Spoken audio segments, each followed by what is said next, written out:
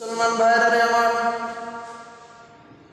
আজ জুমার দিন আলোচনা করছিলাম তাকওয়ার গুরুত্ব ফজিলত সম্পর্কে। তাকওয়া এমন একটা গুণ যে দুনিয়ার মানুষ যদি এই তাকওয়ার গুণ অর্জন করতে পারে তাহলে দুনিয়ার জীবনে সফল হবে, পরকালীন জীবনে সফল হবে, দুনিয়ার জীবনে গুনাহ মুক্ত থাকতে পারবে, আল্লাহ রাব্বুল আলামিনের নৈকট্য হাসিল করতে পারবে। আল্লাহ রাব্বুল আলামিনের কাছে তাকওয়ার গুরুত্ব এত বেশি, আল্লাহ রাব্বুল আলামিন তার পবিত্র কুরআনুল কারীমের সূরা আলে ইমরানের 102 নম্বর আয়াতে বলেন, ইয়া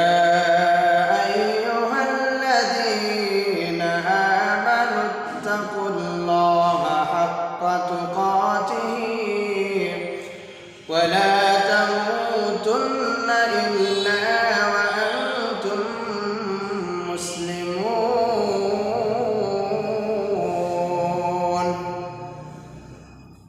আল্লাহ রাব্বুল আলামিন বিশ্ববাসীকে জানায় দেন, ইয়া আইয়ুহাল্লাযীনা আমানুত্তাকুল্লাহা হাক্কা তুকাতিহ, হে মুমিনগণ তোমরা আল্লাহকে ভয় করো, ভয় করার মতো ভয় করো।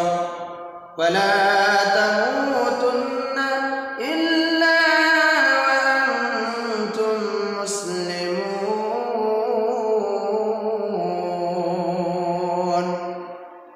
এবং তোমরা আত্মসমর্পণকারী না হয়ে কোনো অবস্থায় মৃত্যুবরণ করো না।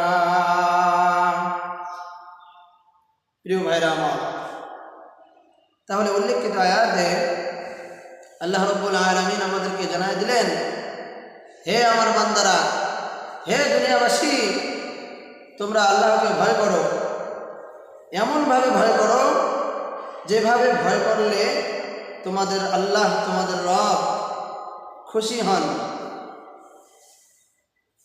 প্রিয় ভাইরা আমার, তাহলে কিভাবে ভয় করতে হবে? আমাদের 24 ঘন্টার সময়কে সব সময় আল্লাহ রাব্বুল আলামিনকে সামনে রাখতে হবে, মনে রাখতে হবে আল্লাহ রাব্বুল আলামিন দেখছেন, শুনছেন, সব কিছু পর্যবেক্ষণ করছেন। যিনি সব কিছুর মালিক, যিনি আমাদেরকে সৃষ্টি করেছেন, তার ভয় সব সময় আমাদেরকে রাখতে হবে। তার ভয় যদি আমরা রাখতে পারি তাহলে আমাদের দ্বারা কি হবে না? গুনাহ হবে না, আমাদের দ্বারা খারাপ কাজ হবে না, আমাদের দ্বারা অন্যায় হবে না, আমরা অত্যাচার করব না, আমরা কারো প্রতি জুলুম করব না, আমাদের দ্বারা জেনা ব্যভিচার হবে না। কেননা আমাদের দ্বারা যখনই গুনাহ সংগঠিত হতে চাইবে তখনই যদি আমরা আল্লাহকে ভয় করি, আল্লাহ রাব্বুল আলামিনকে স্মরণ করি, তখন আর আমাদের দ্বারা কি হবে না? গুনাহ হতে পারবে না।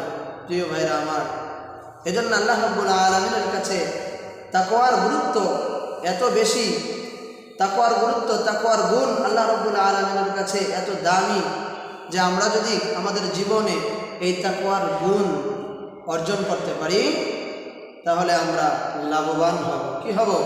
লাভবান হব।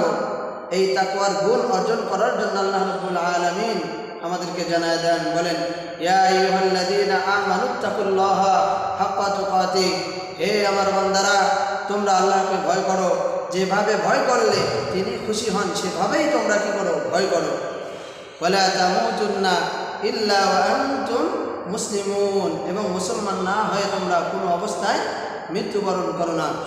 প্রিয় ভাইরা আমার, তাহলে উক্ত আয়াতে আল্লাহ রাব্বুল আলামিন তাকওয়া অবলম্বন করার কথা নির্দেশ দিয়েছেন। শুধু তাই নয়, মুসলমান ভাইরা আমার, আল্লাহ রাব্বুল আলামিন পবিত্র কুরআনুল কারীমে বিভিন্ন জায়গায় তাকওয়া অবলম্বন করার ঘোষণা দিয়েছেন। তিনি বলেন, ইয়া আইয়ুহাল্লাযীনা আমানুত্তাকুল্লাহা ওয়া কুনু মা'আস সাদিকিন। আল্লাহ রাব্বুল আলামিন বলেন, হে ঈমানদারগণ, হে মুমিনগণ, তোমরা আল্লাহকে ভয় করো, এবং সত্যবাদীদের সাথে থাকো। প্রিয় ভাইরা আমার, তাহলে সত্যবাদীদের সাথে থাকার কথা আল্লাহ রাব্বুল আলামিন বলেছেন এবং তাকওয়া অবলম্বন করার কথা আল্লাহ রাব্বুল আলামিন বলেছেন। আল্লাহ রাব্বুল আলামিন বলেন, ইয়া আইয়ুহাল্লাযীনা আমানু তাকুল্লাহা ওয়া কুলু কাওলান সাদীদা। হে আমার বান্দারা, তোমরা তাকওয়া অবলম্বন করো এবং সর্বদা সত্য কথা বলো। প্রিয় ভাইরা আমার, তাহলে কোরআনে কারিমে আল্লাহ রাব্বুল আলামিন তাকওয়া অবলম্বন করার কথা বহু জায়গায় উল্লেখ করেছেন, বিশ্ববাসীকে সতর্ক করেছেন। হে আমার বান্দারা, হে দুনিয়াবাসী, হে বিশ্ববাসী, তোমরা কি করো? তাকওয়া অবলম্বন করো। প্রিয় ভাইরা আমার, শুধু তাই নয়, আল্লাহ রাব্বুল আলামিন ইবাদতের মাধ্যমে তাকওয়া অবলম্বন করার নির্দেশ দিয়েছেন। আমরা যদি আল্লাহ রাব্বুল আলামিনের ইবাদত বন্দেগী করতে পারি, তাহলে আমরা কি হতে পারবো? মুত্তাকি হতে পারবো। কি হতে পারবো? মুত্তাকি হতে পারবো। প্রিয় ভাইরা আমার, আল্লাহ রাব্বুল আলামিন রোজার বিধান দান করেছেন। কেন দান করেছেন? আমরা যেন মুত্তাকি হতে পারি, তাকওয়া অর্জন করতে পারি। আর একজন মুমিনের জীবনের সবচেয়ে বড় গুণ হলো তাকওয়া অবলম্বন করা। কি করা? তাকওয়া অবলম্বন করা। কিন্তু বর্তমান সময় দেখা যায় আমাদের মধ্যে তাকওয়া নেই। কি নেই? তাকওয়া নেই, আল্লাহর ভয় নেই। আমরা আমাদের জীবনটাকে সতর্কতার সাথে চালাই না, আল্লাহকে ভয় করি না।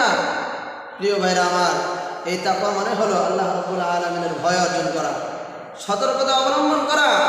যতক্ষণ পর্যন্ত আমরা তাকওয়া অবলম্বন করতে পারবো না, ততক্ষণ পর্যন্ত প্রকৃতপক্ষে মুমিন হইতে পারবো না, আল্লাহ রাব্বুল আলামিনের নৈকট্য হাসিল করতে পারবো না। আমাদের জীবনের সবচেয়ে বড় উপার্জন হতে হবে তাকওয়া উপার্জন। কি উপার্জন? তাকওয়া উপার্জন। যদি আমরা তাকওয়ার সাথে আমাদের জীবনটাকে যদি আমরা পরিচালনা করতে পারি, কাটাতে পারি, তাহলে দুনিয়ার জীবনেও আমরা সফল হব, পরকালীন জীবনেও আমরা সফল হব। আল্লাহ রাব্বুল আলামিনের পক্ষ থেকে আমরা কি পাবো? পুরস্কার পাবো। প্রিয় ভাইরা আমার, বন্ধুগণ, একবার হযরত ওমর ফারুক রাদিয়াল্লাহু তাআলা আনহু নাম শুনেছেন তো আপনারা সবাই? ইসলামের ইতিহাসে দ্বিতীয় খলিফা হযরত ওমর ফারুক রাদিয়াল্লাহু তাআলা আনহু একজন আল্লাহর নবীর সবচেয়ে খাস সাহাবী ছিলেন। কি ছিলেন? খাস সাহাবী। নাম হযরত ওমর ফারুক রাদিয়াল্লাহু তাআলা আনহু একবার নবীর সাহাবী উবাই ইবনে কাব রাদিয়াল্লাহু তাআলা আনহুকে জিজ্ঞেস করলেন, হে ভাই উবাই ইবনে কাব, তুমি আমাকে একটু তাকওয়ার ব্যাখ্যা দাও, তাকওয়া সম্পর্কে তুমি আমাকে একটু বলো। এবার নবীর সাহাবী উবাই ইবনে কাব রাদিয়াল্লাহু তাআলা আনহু বললেন, হে খলিফাতুল মুসলিমিন হযরত ওমর ফারুক রাদিয়াল্লাহু তাআলা আনহু, আপনি কি কখনো কাটা বিছানো পথ অতিক্রম করেছেন? কি করেছেন? কাটা বিছানো পথ, অর্থাৎ এমন কোনো রাস্তা, এমন কোনো পথ যে পথে কাটা বিছানো থাকে, যে পথে এমন কোনো জিনিস থাকে যা চলতে গেলে পায়ের মধ্যে খোঁচা লাগে, আঘাত লাগে, এইরকম কোনো কাটা বিছানো পথ অতিক্রম করেছেন? জবাবে খলিফাতুল মুসলিমিন হযরত ওমর ফারুক রাদিয়াল্লাহু তাআলা আনহু বললেন, হে উবাই ইবনে কাব, আমি কাটা বিছানো রাস্তা পথ অতিক্রম করেছি। এরপরে উবাই ইবনে কাব রাদিয়াল্লাহু তাআলা আনহু জিজ্ঞেস করলেন, হে নবীর প্রিয় সাহাবী খলিফা, আপনি কিভাবে কাটা বিছানো পথ অতিক্রম করেছেন? এবার নবীর সাহাবী বললেন, খলিফাতুল মুসলিমিন বললেন, আমি অনেক সতর্কতার সাথে কাটা বিছানো পথ অতিক্রম করেছি। এবার উবাই ইবনে কাব রাদিয়াল্লাহু তাআলা আনহু বললেন, খলিফা, এটাই হলো তাকওয়া, অর্থাৎ নিজের জীবনকে সতর্কতার সাথে চালানোর নামই হলো তাকওয়া। তাহলে 24 ঘন্টার জিন্দেগিটা, অর্থাৎ সকাল থেকে সন্ধ্যা পর্যন্ত, সন্ধ্যা থেকে সকাল পর্যন্ত এই 24 ঘন্টার সময়টা যদি আমরা আল্লাহকে সামনে রেখে আল্লাহর ভয় অর্জন করে যদি আমরা সতর্কতার সাথে চালাতে পারি, তাহলে আমাদের দ্বারা কি হবে না? গুনাহ হবে না, আমরা অন্যায়ের সাথে জড়িত থাকবো না। প্রিয় ভাইরা আমার, আজকে সমাজকে গুনাহমুক্ত করার জন্য, আজকে রাষ্ট্রকে গুনাহমুক্ত করার জন্য, অন্যায় মুক্ত করার জন্য তাকওয়ার বিকল্প কোনো কিছু নেই। যতক্ষণ পর্যন্ত আমাদের সমাজে, আমাদের পরিবারে, আমাদের মধ্যে তাকওয়ার গুণ অর্জন হবে না, ততক্ষণ পর্যন্ত আমরা গুনাহের সাগরে হাবুডুবু খাব। গুনাহ আমাদের পেছনে লেগেই থাকবে, আমরা দিন দিন গুনাহের দিকে এগিয়ে যাব। এজন্য আমাদেরকে কি করতে হবে? তাকওয়া অর্জন করতে হবে। আজকে যদি আমাদের মধ্যে ন্যূনতম পরিমাণ তাকওয়া থাকতো, তাহলে আমরা আমাদের চতুর্দিকে যা দেখতেছি, প্রতিনিয়ত খুন খারাপি হচ্ছে, জেনা ব্যভিচার হচ্ছে, অন্যায় অত্যাচার হচ্ছে, জুলুম হচ্ছে, অন্যের মাল আত্মসাৎ হচ্ছে, চুরি ডাকাতি হচ্ছে, এগুলো কোনো কিছুই হতো না যদি তাকওয়া থাকতো। আজকে এই তাকওয়ার গুণ মুসলমানদের মধ্যে না থাকার কারণে আজকে মুসলমানরা দিন দিন দিশাহারা হয়ে পড়ছে। এজন্য আপনাদেরকে আমি বলবো, আমাদেরকে কি করতে হবে? তাকওয়া অর্জন করতে হবে। এটা আল্লাহ রাব্বুল আলামিনের নির্দেশ। আল্লাহ রাব্বুল আলামিন আমাদেরকে বারবার সতর্ক করে বলছেন, হে আমার বান্দারা, তোমরা তাকওয়া অবলম্বন করো, আমাকে ভয় করো, তোমাদের সৃষ্টিকর্তাকে তোমরা কি করো? স্মরণ করো। তাহলে তোমরা কি হবে? লাভবান হবে, সফল হবে। প্রিয় ভাইরা, আমার বন্ধুগণ, হযরত ওমর ফারুক রাদিয়াল্লাহু তাআলা আনহু একজন ইসলামের দ্বিতীয় খলিফা ছিলেন। কি ছিলেন? তিনি অর্ধ পৃথিবী শাসন করেছেন। তার শাসন আমলের একটি ঘটনা আমি আপনাদের সামনে পেশ করব, আপনাদেরকে বুঝাবো, আমরা সবাই মিলে বুঝবো যে হযরত খলিফাতুল মুসলিমিন হযরত ওমর ফারুক রাদিয়াল্লাহু তাআলা আনহুর জামানার একজন রাখালের মধ্যে কি পরিমাণ তাকওয়া ছিল। ভাইরা আমার বন্ধুগণ, হযরত ওমর ফারুক রাদিয়াল্লাহু তাআলা আনহু তার খেলাফতের সময়, তার শাসন আমলে তিনি তার নাগরিকদের অবস্থা দেখার জন্য, জনসাধারণদের অবস্থা দেখার জন্য রাত্রিবেলা ছদ্মবেশে ঘুরে ঘুরে দেখতেন। কি করতেন? ঘুরে ঘুরে দেখতেন যে আমার নাগরিকরা কি অবস্থায় রয়েছে, কোন অবস্থায় দিন পার করছে। একবার ঘুরতে ঘুরতে এক রাখালের সাথে দেখা হলো। কার সাথে দেখা হলো? এক রাখালের সাথে দেখা হলো। রাখালকে গিয়ে খলিফা বলতে লাগলেন, হে আল্লাহর বান্দা, আমি একজন পথিক মানুষ, আমার চলতে চলতে, আমার হাঁটতে হাঁটতে আমার ক্ষুধা লেগেছে, আমার তৃষ্ণা লেগেছে। তুমি তো দেখছি অনেকগুলো বকরি দেখাশোনা করছো, এক কাজ করো, আমার একটু উপকার করো, তোমার বকরির থেকে দুধ দহন করে আমাকে একটু দাও। কি করো? তোমার বকরি থেকে একটু দুধ দহন করে আমাকে দাও, যাতে করে আমি পান করে আমার ক্ষুধা নিবারণ হয়, তৃষ্ণা নিবারণ হয়। প্রিয় ভাইরা, আমার বন্ধুগণ, এই কথা কে বলতে লাগলেন? খলিফা বললেন। কাকে বললেন? রাখালকে বললেন। রাখালকে পরীক্ষা নেওয়ার জন্য খলিফা এসব কথা বলতে লাগলেন। প্রিয় ভাইরা, আমার বন্ধুগণ, এরপর রাখাল উত্তর দিলেন, প্রিয় ভাই আমার, আপনি যা দেখছেন সব কিছুই ঠিক আছে। আমি অনেকগুলো বকরি দেখাশোনা করছি, আমি রাখালি করছি, আমার কাছে অনেক বকরি রয়েছে, কিন্তু বকরির মালিক আমি নই। আমি হলাম বকরি দেখাশোনা করার দায়িত্ব আমার, মানে আমি বকরি দেখাশোনা করছি, এর মালিক আমি নই। প্রিয় ভাইরা, আমার বন্ধুগণ, ওই রাখালকে পরীক্ষা নেওয়ার জন্য খলিফা আবার বললেন, হে আল্লাহর প্রিয় বান্দা, এক কাজ করো, তোমার যদি এত ভয় হয়, অনেকগুলো বকরি রয়েছে, বকরির মধ্য থেকে একটা বকরি আমার কাছে বিক্রি করে দাও, এতে করে তুমি টাকা পাবে, পয়সা পাবে, তোমারও লাভ হলো, আমারও তৃষ্ণা নিবারণ হলো।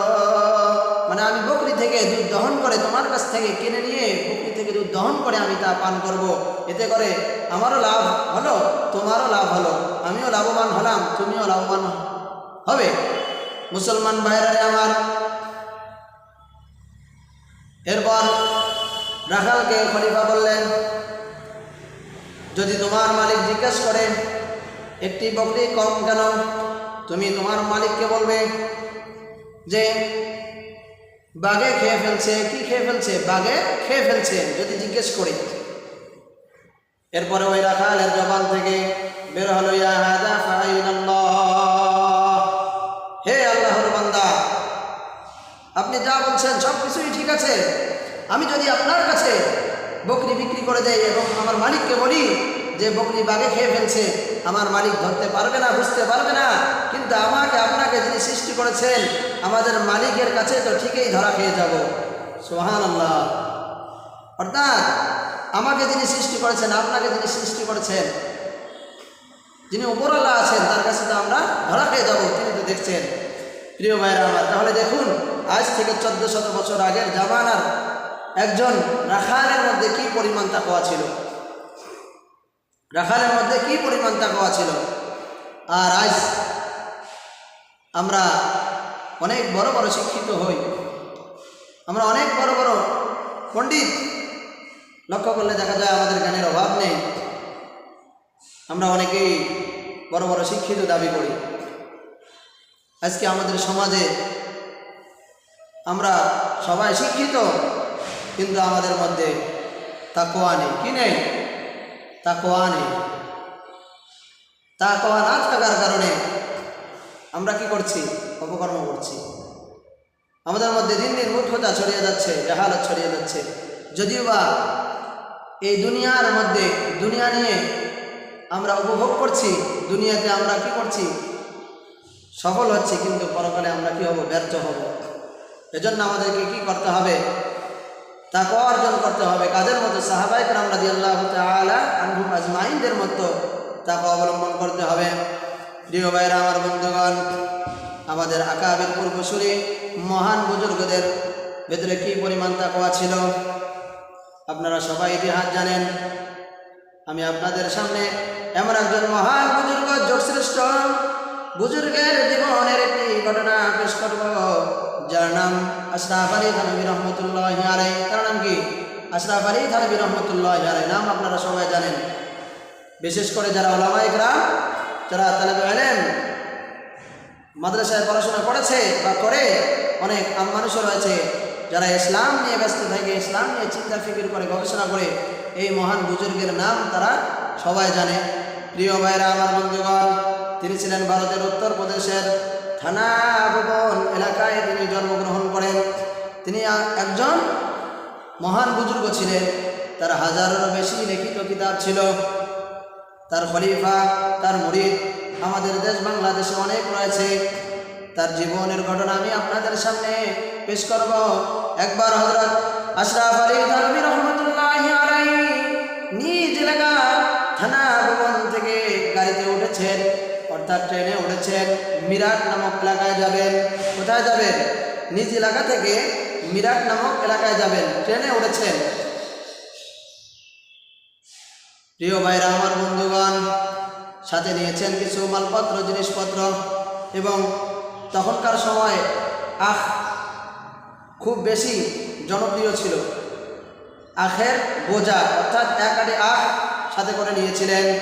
যখন তিনি স্টেশন গেলেন, স্টেশন থেকে যখন তিনি ট্রেনে উঠবেন, এমন সময় তিনি তো অনেক বড় বুজুর্গ ছিলেন, অনেক বড় মহান নেতা ছিলেন, তার অনেক ভক্তবৃন্দ রয়েছে। ওই স্টেশনে যাওয়ার সাথে সাথে তার ভক্তবৃন্দরা তার কাছে উপস্থিত হয়ে গেল। তার কাছে কি হয়ে গেল? উপস্থিত হয়ে গেল। তার মুরিদরা, তার ভক্তরা উপস্থিত হয়ে তার মাল সামানাগুলো, তার জিনিসপত্রগুলো কি করতে লাগলো? গাড়িতে তুলে দিতে লাগলো। ওই ভক্তের মধ্যে একজন ওই ট্রেনের টিকিট চেকারও ছিল। কি ছিল? টিকিট চেকারও ছিল। এক পর্যায়ে যখন মালপত্র তুলে দিতে লাগলো, এরপরে ওই আখের এক বোঝা আঠি যখন কাঠায় মাপা ব্যতীত, অর্থাৎ ওজন দেওয়া ব্যতীত যখন ওই টিকিট চেকার ট্রেনে তুলে দিতে লাগলেন, হযরত কি দিলেন? বাধা দিলেন। হযরত আশরাফ আলী থানভী রহমতুল্লাহি আলাইহি বাধা দিলেন, বললেন, রে ভাই, আপনি তো দেখছি ওজন দেওয়া ব্যতীত আমার আখের বোঝাটা তুলে দিতে লাগলেন। ওই টিকিট চেকার বলতে লাগলেন, হযরত সমস্যা নেই, সামান্য অল্প জিনিস ওজন দেওয়া লাগবে না, কোনো সমস্যা নেই। তাছাড়া আপনার সাথে টিটিও আছেন। এবার টিটি বললেন, হযরত সমস্যা হবে না, আমি আপনার সাথেই যাব, আমি যাব। আপনি যেখানে যাবেন আমি আপনার সাথেই যাব। এরপর হযরত আশরাফ আলী থানভী রহমতুল্লাহি আলাইহি ওই টিটিকে জিজ্ঞেস করলেন, ভাই, আপনি কত দূর যাবেন? ওই টিটি সাহেব বললেন আমি মিরাট পর্যন্ত যাব। এরপর হযরত আশরাফ আলী থানভী রাহমাতুল্লাহি আলাইহি বললেন, ওই টিটির উদ্দেশ্যে বললেন, ভাই আমি তো আরো সামনে যাব। ওই টিটি সাহেব বলতে লাগলেন, সমস্যা হবে না হযরত, আমি মিরাটে নামবো, মিরাট থেকে যে টিটি উঠবে আমি তাকে বলে দিব, মিরাট থেকে যে টিটি উঠবে ওই টিটিকে আমি বলে দেব এবং আপনার কোনো সমস্যা হবে না, আপনি নির্বিঘ্নে, আপনি চিন্তামুক্ত ছাড়াই আপনি আপনার গন্তব্য যেতে পারবেন। এরপরে হযরত আশরাফ আলী থানভী রাহমাতুল্লাহি আলাইহি টিটিকে বলতে লাগলেন, ভাই আমি আরও সামনে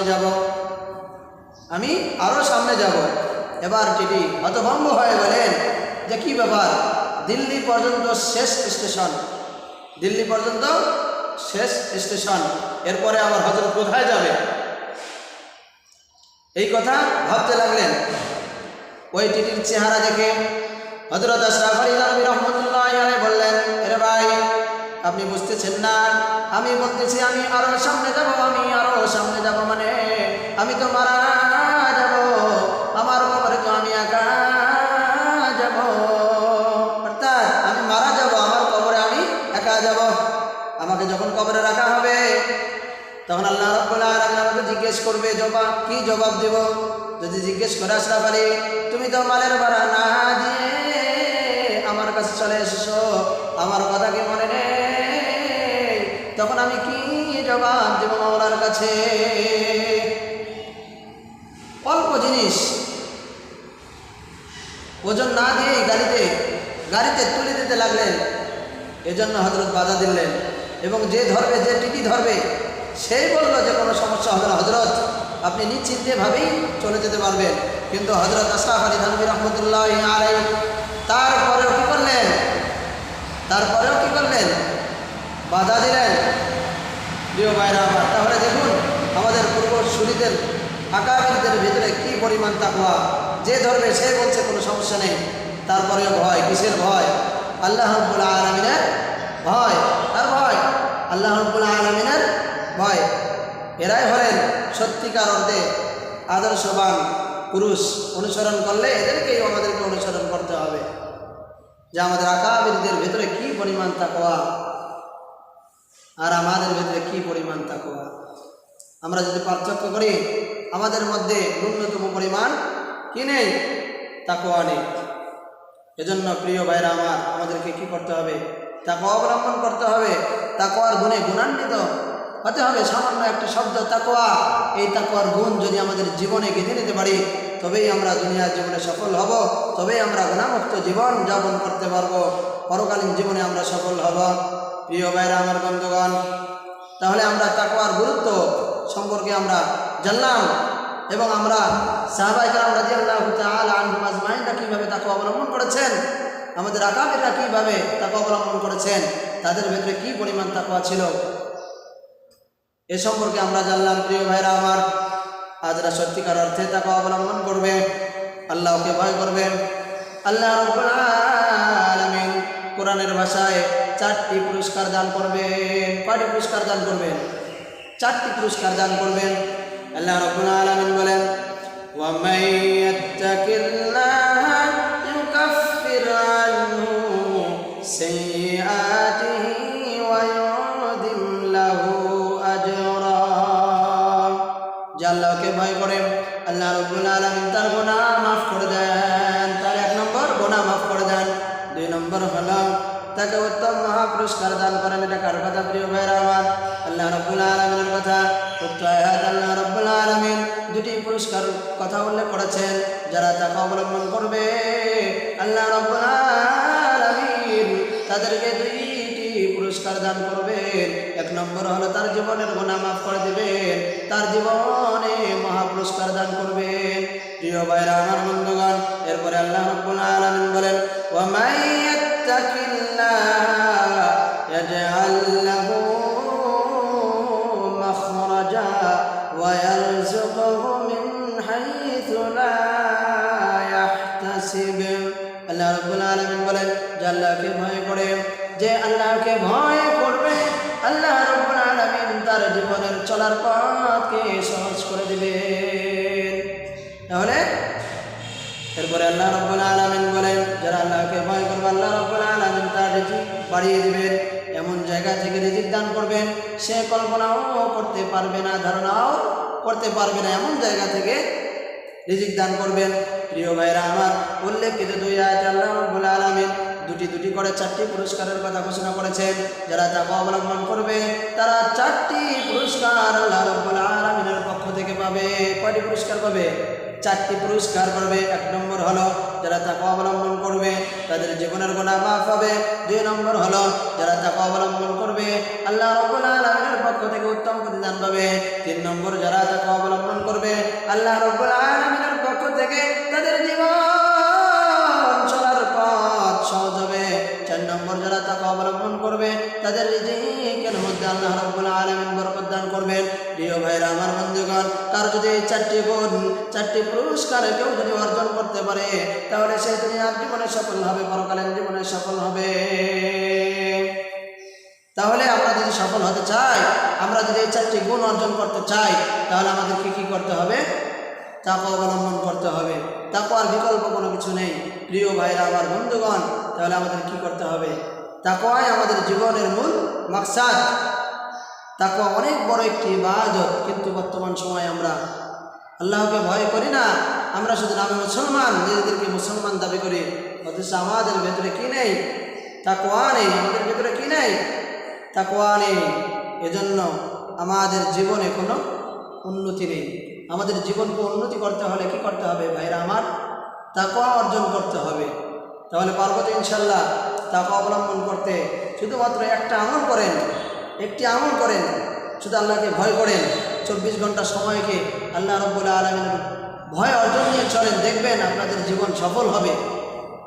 বেশি কিছু লাগবে না, শুধু আল্লাহকে ভয় করবেন, দেখবেন ইনশাআল্লাহ সাহাবায়ে কেরাম রাদিয়াল্লাহু তাআলা আজমাইনরা যেভাবে আল্লাহ রাব্বুল আলামিনের কাছে মর্যাদা পেয়েছে, আমরাও সেভাবে কি পাবো? মর্যাদা পাবো। প্রিয় ভাইরা আমার, বন্ধুগণ, যাই হোক, এতক্ষণ ধরে আমরা তাকওয়ার গুরুত্ব এবং ফজিলত সম্পর্কে আলোচনা করলাম। আল্লাহ রাব্বুল আলামিন আমাদের প্রত্যেককে সদা সর্বদা আমাদের জীবনে তাকওয়া অবলম্বন করে চলার তৌফিক দান করুক। আমিন। ওয়া আখিরু দাওয়ানা আনিল হামদুলিল্লাহি রাব্বিল আলামিন।